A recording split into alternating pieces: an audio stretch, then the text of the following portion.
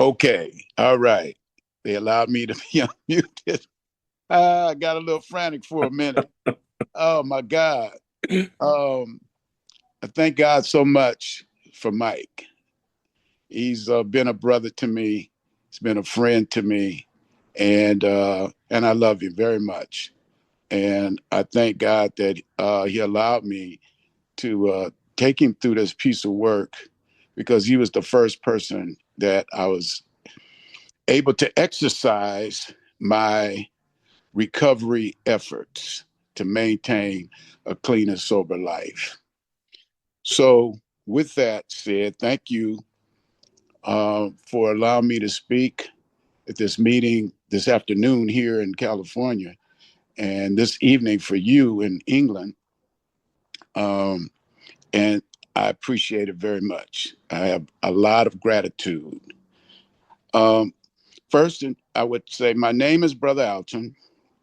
I'm a recovered addict and I'm powerless over alcohol. Not because I have the allergy for alcohol, but I'm powerless over where alcohol would take me.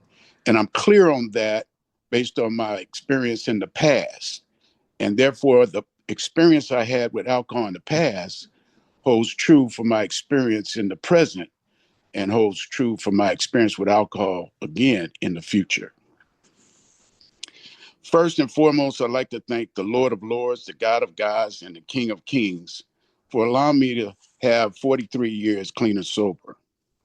I'm a member of Cocaine Anonymous in good standing. My disease didn't begin with my first drink pillar fix, and it didn't end with my last drink pillar fix. The longer I'm from my last drink pillar fix, the closer I get to my next drink pillar fix. And the reason being is because I am the people of the lie. And in the big book, it prophesied that if I have the mind of an alcoholic or the mind of an addict, the day is coming. It's coming when I will use again. You see, I don't go through the steps and take others through the steps because I'm a nice guy, because I'm virtuous, because it's a lovely thing to do. I do it because I know and I believe in the prophecy in the big book.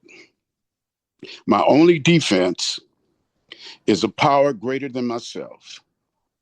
I'm either removing the things that are blocking me from God or I'm removing the things that are blocking me from my next drink pillar fix.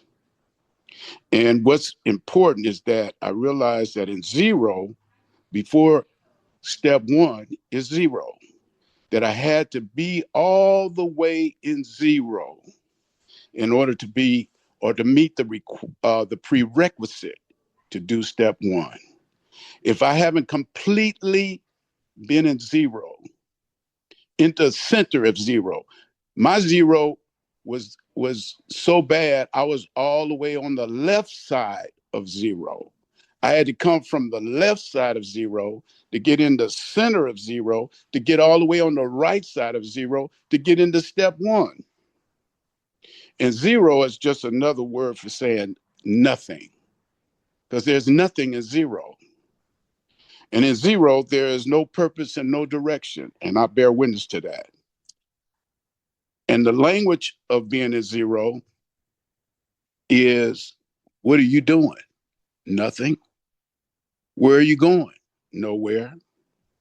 What's the matter? Nothing. Who are you waiting for? Nobody. Zero is also a word for spiritually sleep. I was spiritually asleep, sitting in darkness, walking in darkness, talking in darkness, spiritually. I needed a message with depth and weight. What I needed because I was a hope to die heroin dope fiend, sleazy, greasy, and sneaky. And I needed to see my situation and my circumstances in its fullness. I needed to see my self imposed crisis so that I will try to spin out of ignorance and see my circumstances in its fullness, not in fractions, but in its fullness. Now I'm having a difficult time speaking because I'm at work, but I'll do the best I can. Um, so the terror of the first step, facing the total collapse of all my resources, family, education, money, whatever I had at my disposal, marshaled at my will, I had to see that wasn't enough to allow me to get 1 hour, one day, clean and sober. So spiritually, I was blind, deaf, and dumb. I needed to be resurrected from a spiritual death. I was like a dead battery, a dead telephone. It looked like I was connected, but I'm not. I wasn't, to no source that can allow me to live a clean and sober life. But the 12 steps gave me life, light, and energy to reconstruct my life and to move out with purpose and direction. But I'm the type of person with that depth and weight message. It had to have the power to shake me up, wake me up, clean me up, and stand me up. I thought I was going to die from this illness because in the community that I grew up in, most of the people that were around me were hardcore heroin addicts. And way before my first drink pill of fix, I had acquired criminal thinking. So as a juvenile, I was already participating in criminal activity. And I already started experiencing the criminal institutions for criminals. I had the wrong idea of manhood. I didn't realize that being a man was simply a person or a man who sees what needs to be done and does it. I thought a man was someone who could knock out a horse, who screwed the most women, and who can lift the most weight on the yard. But that is far, far, far from being a man. A man is just simply he who sees what needs to be done and does it without a parole officer, a judge, grandmother, mother, and others telling him or her what to do. Because um, when responsibility and accountability and reliability is always practiced, then within myself, I'm proving to myself that I am qualified to say that I am an adult. Because people would rather see a sermon than to hear a sermon. And I grew up flexing up, stepping up, always saying I'm a man, but I couldn't prove it. It couldn't be proven. And after I went through the process of recovery, and I want to recognize the sponsor that I had, Joe Hawk, may he rest in peace. And he was a blessing at the time that I first heard him, because I was in a place where there was no Cocaine Anonymous. It was just Narcotic Anonymous. And all I heard in Narcotic Anonymous was what it was like, what it was like, what it was like, what it was like. And when I first came into Narcotic Anonymous, um, I was untreated. And that's what I thought was treatment in Narcotic Anonymous, just sharing what it was like. And instead of sharing my experience, strength, and hope, I would share my experience, weakness, and despair. I had no idea about a sponsor. I thought asking a person to sponsor me was a sign of weakness. And I definitely didn't have respect for a textbook, because I thought the textbook was for people who really didn't experience the streets and criminal activity and hardcore drugs. So I didn't really recognize or give kudos to the textbook of that 12-step program. So I was just actually lost in the sauce, just going to meetings and sharing what it was like, what it was like, what it was like. But I never felt like I was actually in recovery. I felt like there was something missing for me. I didn't know what it was until I heard Joe Hawk. Joe Hawk shared for me the circle, the title book, And that right there pricked my conscience because I was able to see where I stood in recovery. That first part of the circle about being just in meetings, the recovery part. I mean, the fellowship, just going to meetings, dances, and picnics. And that's what I was doing. And actually, it was just a band aid. And it only lasted for so long because I experienced the sober bottom, wanting to cry and not know why, wanted to die and not know why. I couldn't put pinpoint what was wrong with me. But what was wrong was I was dying spiritually. And I didn't think being sober was a good idea. I wondered why was I being what is the reason to stay clean and sober? To feel the problems that I have, the emotions that I have, the disappointments and the setbacks that I have. I didn't realize that staying clean and sober was more to it than just going to meetings until I heard Joe Hawk. And then I realized that I needed to do more than just go to meetings because the requirement to just go to meetings or to the fellowship, meetings, dances, and picnics was just a desire. And I understand that the desire is not enough, that it would not avail me one day. And because I am the people of the lie, I could say tonight that I'm not shooting any dope, but tomorrow I could say that sounds like a good idea. That's how cunning, baffling, and powerful it is. I've seen I've seen members of Cocaine Anonymous through the years obtain the right woman, the right man, the right job, the right amount of money in the bank, property, prestige, and stop worshiping God and started worshiping the things that were going their way. I didn't want that to happen to me. I wanted to continue to maintain recovery efforts and to change the way I see life. Um, I needed to get rid of the mentality of a lack of scarcity, that I live a life of abundance. There's a lot of life that is available to me. I had to realize that the nature of life is not against me. The nature of life is to give an abundance of whatever a person needs: strength, confidence, and willpower or the willingness to live and to be of service, to contribute to life. And the 12 steps gave me that power to be of service. Now, today, I want to share this, that after going through the work, I had the ability to go back and regain my trust with my family members. And I was able to go back to school and graduate from college. I was able to maintain employment and also raise my daughter. She just graduated from university. She received a master's degree. She wants to be a doctor. All of that was possible because of the 12 steps. I have suffered tremendously before getting to that place. Um, I was allowed to shoot dope at home.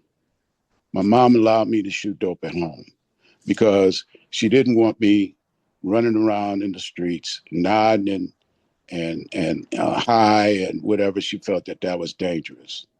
So I was able to shoot dope at home. And the only thing I had to do when my sister had company was make sure my bedroom door was closed. So whenever they used the restroom, they wouldn't see me in my bedroom with some of my friends shooting dope. And sometimes I would have a woman that was older than my mother shooting dope with me because they would be boosters. They were able to steal real good from department stores. And we would go to my house, to my room, to shoot dope. And we'd go in the living room and lay down on the floor and nod and watch television with my mom. Well, the irony of that is my mother died while I was on the phone with the dope man, because I would go to the hospital to see her before she died, but I had to fix first. And for some reason, I thought I had the power to regulate how long that would last. Shoot dope, go see my mom. Shoot dope, go see my mom. But one particular day, I was on the phone with the dope man and telling him I want to get a $50 raw spoon of heroin, but not in those words because I was talking on the phone. However, I thought I was going to be able to pull that off, but I got an emergency call at the time, and they shared with me that my mom just passed. And so I broke all laws to get there, red lights, whatever. And when I got there, they had changed the linen. They had changed, the room was empty. Everybody was gone. And I got there too late. Prior to that, I lied to her every time I would visit. Now, mom, I'm clean, I'm sober, I'm this and that and the other, just constantly lying because there was a time where I thought lies worked, truth doesn't. I had a reprobate mind. I believe that wholeheartedly, that lies work, truth doesn't. Because I was in a, I would say I was in the iniquities and the mysteries of the night. I had lost my willingness to believe in a power greater than myself. I kept running, I ran on self will since I was a youngster. And I had to realize later on, through all those errors and mistakes and loss and grief, that it took what it took. Um, through looking at the first step, and I thank God that I completed what I needed to complete in zero because I was empty. My glass was empty. I had nothing in it, no ideas. They say throw all those old ideas out of the window. Mine were gone. I didn't have any. My cup was empty. And so I was open minded. And the prayer helped because I said to set aside prayer. And what I realized is saying to set aside prayer, I'm not setting aside everything because everything that was of truth stayed. Everything that was of God stayed. Only the things that were not of God and only the things that were not of truth was set aside.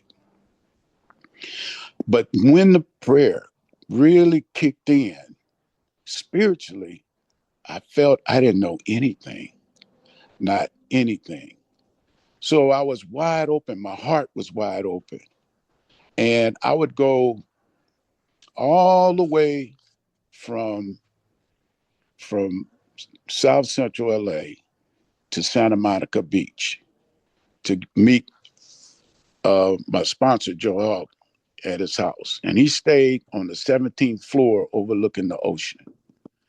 And for me, that was a blessing from God because here's the reason.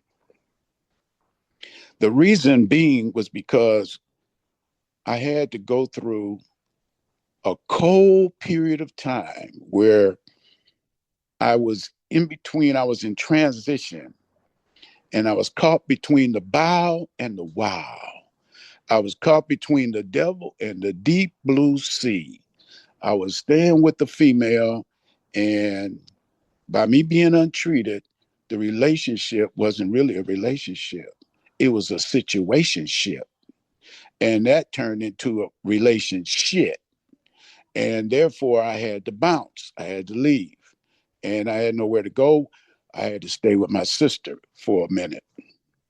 However, at my sister's, I went from the frying pan to the skillet because my sister was selling crack out the bathroom window. And her husband was a shot caller for a gang called the Bloods in the jungle. And so I was going to school and I was working at the truck yard, uh, unloading 40-foot trucks because I had a problem prior to later on going to school and changing and getting better jobs or whatever. I had to start from the bottom. I wasn't in zero due to drugs and alcohol, but I was in zero, starting my life all over in the right direction. And I was humbled. And I would come home and I had to wait till the blood meetings in the living room was over before I could get on her couch and sleep with her blanket and her pillow and her couch. And I would go to school at night and I would work unloading trucks during the day. And it was rough. It was hard. And the reason why is because one reason I was blessed because I didn't do crack. I was in danger, but I didn't do crack. I was in harm's way. However, God blessed me to stay there for a minute and then leave. And it was something at that time prior to meeting Joe, I had to experience because I was getting prepared to start the work when I met Joe and finish the work and not look back. And that's how I saw the challenges and the vicissitudes that I was going through with my sister in the beginning of me being clean and sober. Um, I had back child support.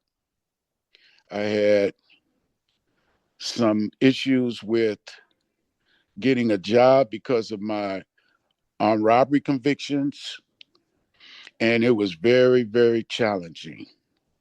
I wasn't real negative, but I was in this deep pit of morass, as the book called it, or the pit of pity.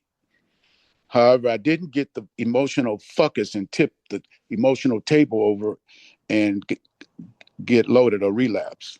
That didn't happen by the grace of God. But I did do a robbery, clean and sober. This is when NA was just cocaine anonymous wasn't available then. And I did a robbery because I was broke. And I come from the cut of cloth where if you get too broke, you don't beg, you do a felony and get some money and keep it pushing. I did a robbery because I was between school and working at the truck stop. And every night at the truck stop, you had to raise your hand, and if you wasn't picked, you didn't get paid, you didn't get any money. And I was hungry, and I was broke, and I was at my sister's, and they was having gang meetings there. She was selling crack out the bathroom window. I'm going to NA where you just sharing what it was like, and that's all I would share. What I was going through at her house, what I was going through with not finding work because of my past, and the difficulties of unloading trucks with heavy, large televisions and what have you. So I was in deep pity, and but I didn't drink and I didn't use heroin or cocaine. And eventually, I moved out of her place, and things began to change again. And then, when the student is ready, the teacher appeared. I went to a meeting on the west side, and I heard Joe. And I would go to his house, and the environment was so conducive to me starting a new path, getting on the path of recovery. It was all inclusive. In other words, the environment and the work kind of gave me some hope that things would get better if I can continue to swallow what is being shared and what is being said. I mean, what is being shared and what is being done. And I had a great first step experience. I faced the terror. I saw that I was fucked if there was no God, that I was fucked if I don't get a deep, effective spiritual experience. I saw that there was nowhere else to go in step one, but back to drugs or step two. And when I finished step one, I was more than willing to find a power greater than myself to save my life. And I've experienced that first step in terms of not being able to sleep, not being able to, lost my appetite. I was fucked up. And it's cruel to keep a person too long in the first step. Some people keep a person in work for several months. It depends on how often you get together with them. But I knew that I needed to get together every week with my sponsor because that first step terrorized me. I needed to get out of that step as soon as I could. And the questions that was asked to me made me see that I definitely have the allergy for narcotics, but I definitely do not have the allergy for alcohol. So I knew then where I belonged in the 12-step meetings, and that was Cocaine Anonymous or Narcotic Anonymous, but I preferred Cocaine Anonymous. I'm not an alcoholic, so I don't qualify to speak in an Alcoholic Anonymous meeting. So I stay where I belong. However, I take alcoholics through the work. However, I don't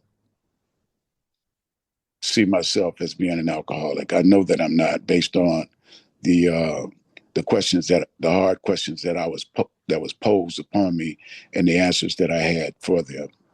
However, I understand that alcohol will take me back to what I really want, which is heroin, not cocaine, not marijuana, but heroin, because heroin was the only thing that gave me the 12 promises when it was working. Now, when I was in my formative years, I'd say when I was like 13, 12, my mother had a boyfriend that I grew up in the projects, and he was a strange person.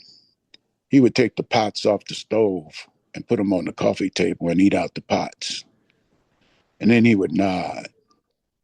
And I asked my mom and said, why is he not? I mean, why does he go to sleep after he eat all the time?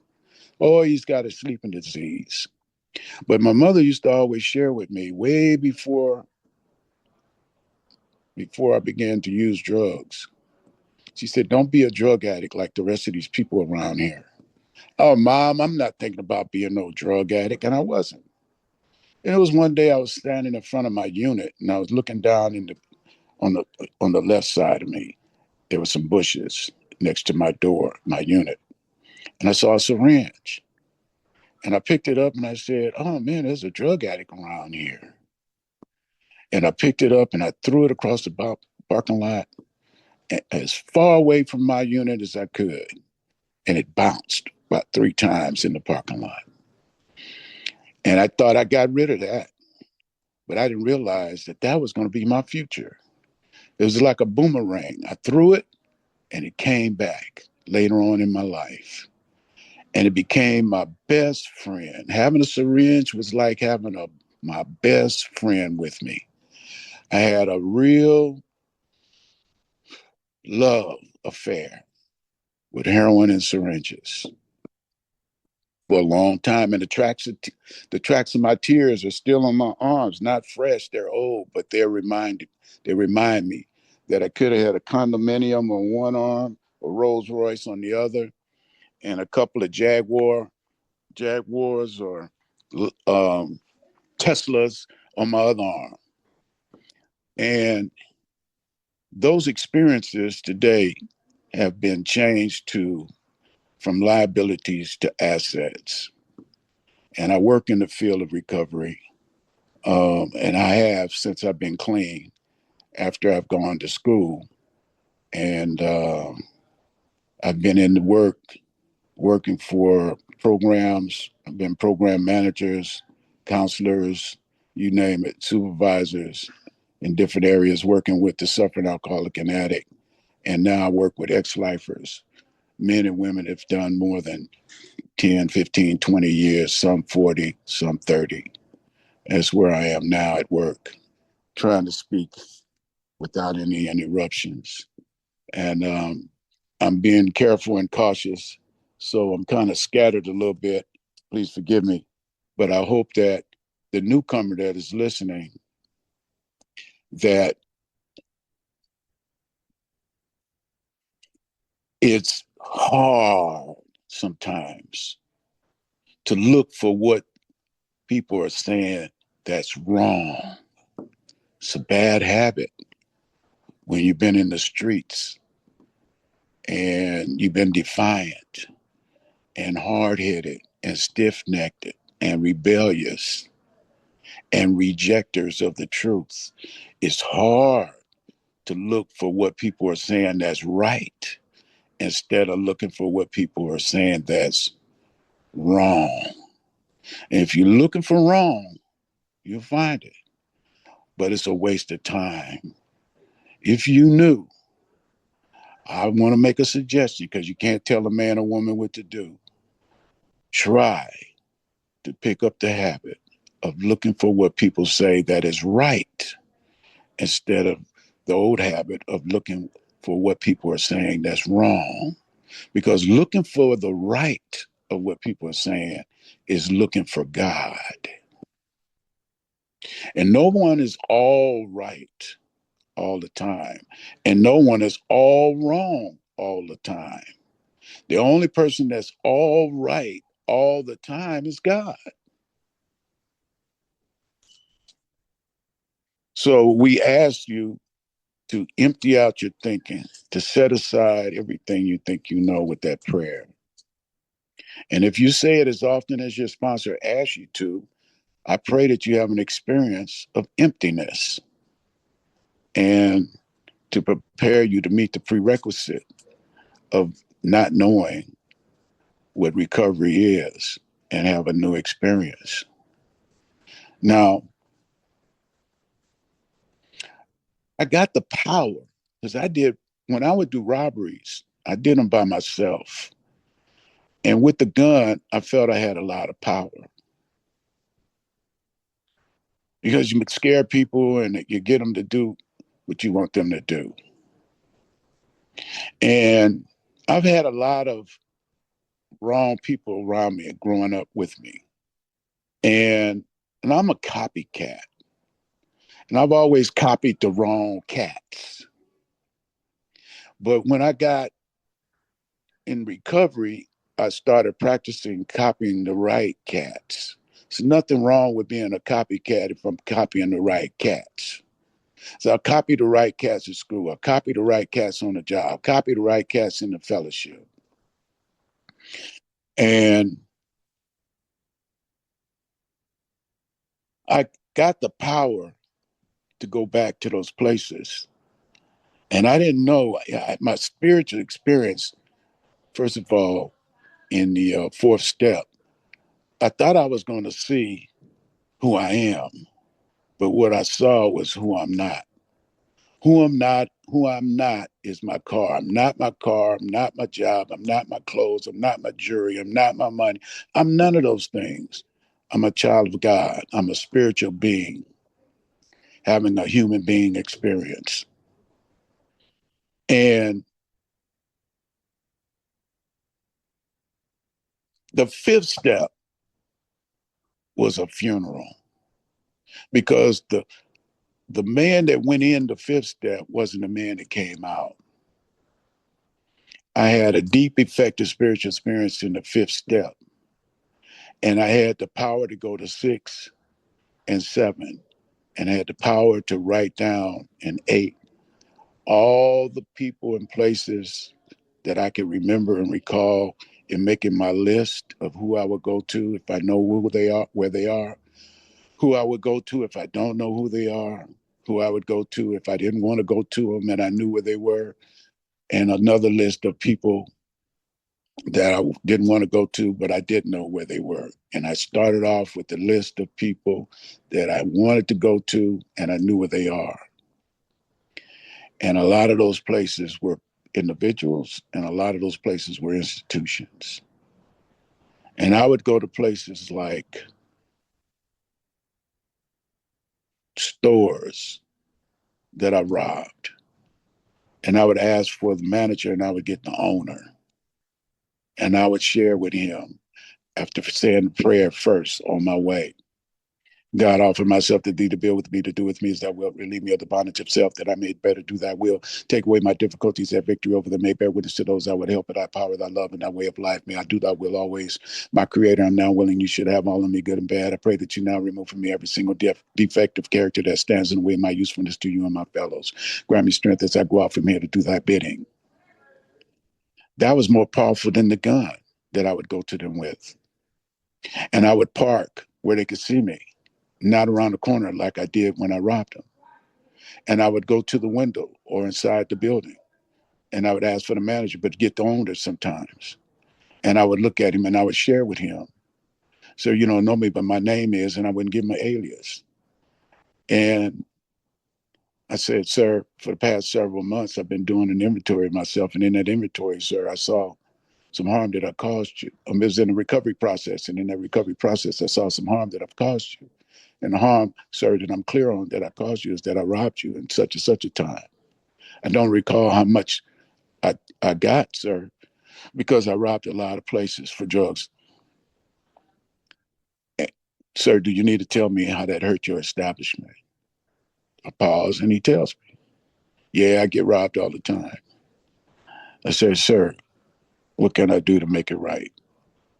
And I asked him, how did it make him feel? And he told me, well, I feel bad because, it, it, I look for people to be better than that. And it's very disappointing to see what happens in life, especially with young men such as yourself. I said, sir, what can I do to make it right? He said, you're making it right. And I've seen him cry. Didn't know me, but just the spiritual experience that they were having. And I would ask, can I be forgiven? He said, definitely, you're forgiven. And I've gotten that over and over and over, not expecting it. And it wasn't for me to feel better. It was for me to stay clean and sober. It wasn't about me feeling better about myself. It was about them, not me. And going to any length for victory over drugs and alcohol. And taking those leaps of faith with each burglary, robbery, places that I shoplifted over and over and over in all these places, watching people change. They were one way when I came to them with the gun, and they were another way when I came back to them in prayer. So in some meetings, they say things like, you can't change people, places, and things. In some instances, I agree. In some of my experiences in the ninth step, I disagree. I've changed them before, and I changed them again after. With my family that I've harmed, and with others in the community that I've harmed. And going to them with the gun and then going to them with God was a deep, effective spiritual experience. And the big part of that experience, those experiences, was I realized that that's all step 1 through 8 is all about. Step 9, to prepare myself for the Super Bowl, which is step 12, going out and having the demonstration of the power of God going working through an individual like us in the community, being a different light, having a different light for someone new, a newcomer to see, and having them to see a sermon instead of hearing a sermon, and knowing that it works, knowing that the only reason the outcomes were like they were, in my experience, was because of God. Now, I've talked to people in the fellowship before, and I've shared my experience going back to places that I robbed. And it's in the book. Sometimes we face jail, but we still face people that we need to clean up the wreckage of our past. And I had the willingness, and it doesn't make me a big I. There's no big I's or little U's in recovery. There's no one superior, no one's inferior. I'm just a type of person that I realized that the way I was in the streets is the same person I am in recovery.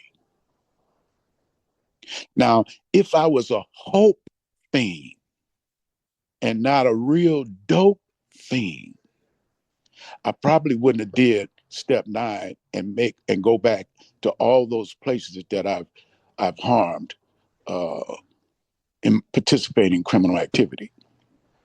Because a hope fiend is a person that stays on the porch at home and hope someone brings them some dope.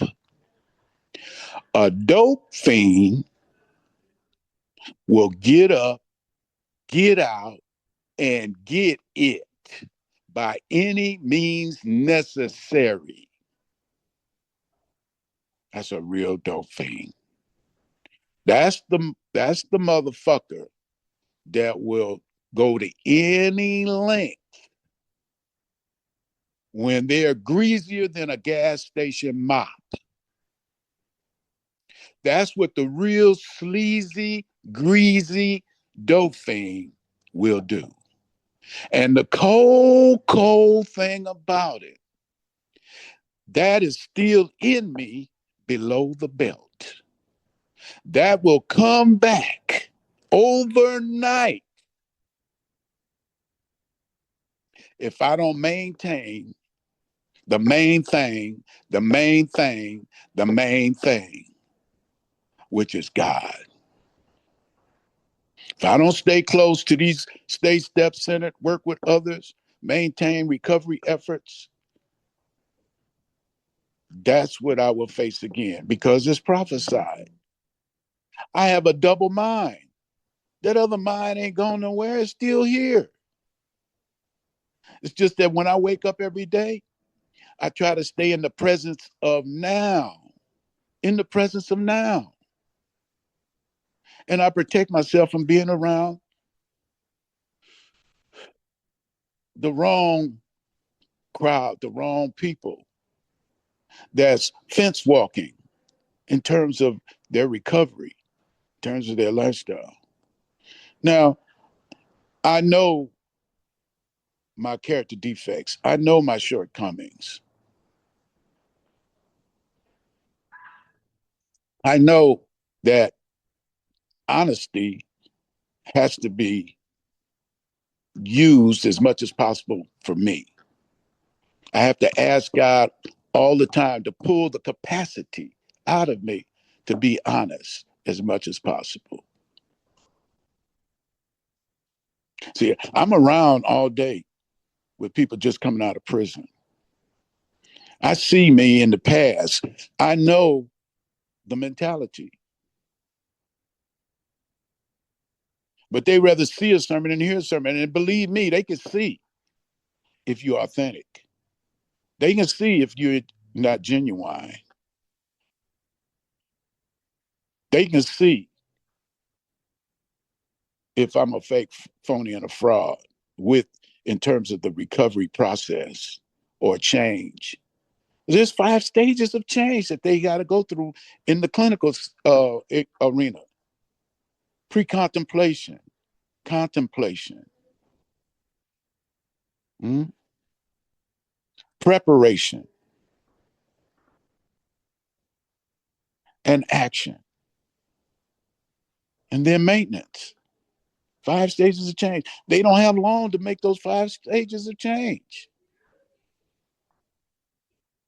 So I enjoy what I do because I get them housing. They don't have to worry about rent or food for a year. The opportunity is unbelievable for them. I didn't have a, I mean that they didn't have programs like that when I came through. I was in state clothes, eating state food, and wasn't nowhere to stay for a year. Free rent and stay and free food. I had to go to my sister's house. But these now they have a program in California for you coming out of prison, and you can be even a sex offender gets that opportunity. So it's a joy to be able to contribute to life more than one way, at work and off work. And I have no complaints. And I understand that the only way I can keep what I got is by giving it away. And I pray that the understanding is always the last thing to come. And some people get an understanding immediately. And when a person understands in any language, it's the word is still the same. Oh, oh, oh, I understand. And the O represents zero. And zero is 360 degrees of understanding. That means they understand completely when they say, oh. And it's a gift when you understand, because everybody don't understand. So I pray you understand what is being shared by me and others. And you may not hear what I've said. Maybe it's because you weren't supposed to hear me. Maybe you're supposed to hear somebody else and get it, Mike or someone else. However, my ego never told me, as long as I've been clean, that everybody's supposed to hear me. My ego never told me that. I have a quota. Whoever's supposed to hear from me or listen to me and swallow what I share is supposed to. They're part of my quota. And I ask God on a regular basis to keep me humble. And I love being of service. I love my creator. I love myself. And through loving myself, I love being of service to others. It's it's a part of my makeup. I know that's what I'm supposed to do and continue to do. And I found out going through the work that the fountain of youth is not in the 12 steps, but the fountain of you is in the 12 steps. Because finding out about you or myself is a fountain that never stops flowing. There's always more and more to discover, uncover, and reveal. It's a fantastic journey to constantly get closer through truth, through advice, through suggestions and directions to get closer to who I am, what I am, because I'm here for a purpose. And I want to know what the full purpose is in its entirety before I disappear. And I pray that I made a difference and continue to make a difference in each and every person that I come in contact with that comes to me, for me to serve them, to be their servant, their servant. And it's been a long journey. Like Mike said, we used to have to go to meetings with the sword up. We'd go with a sword, not literally, spiritually. And the sword would be up because we had to cut through gross ignorance about recovery. In LA, they weren't about the textbook. They weren't about the steps. They were just about what it was like, what it was like, what it was like, what it was like, what it was like. Mike and I would go together and we would team up because he would share and they would get behind him and cut him down. Or I would get up there and share, and when after I would get down, they would come up and back to back to back, cut it down, whatever we shared through the book and the steps and our experiences. And that's the way we had to do it. We had to cut through the grease. Yeah. Gross ignorance. The meetings were not about recovery at all. And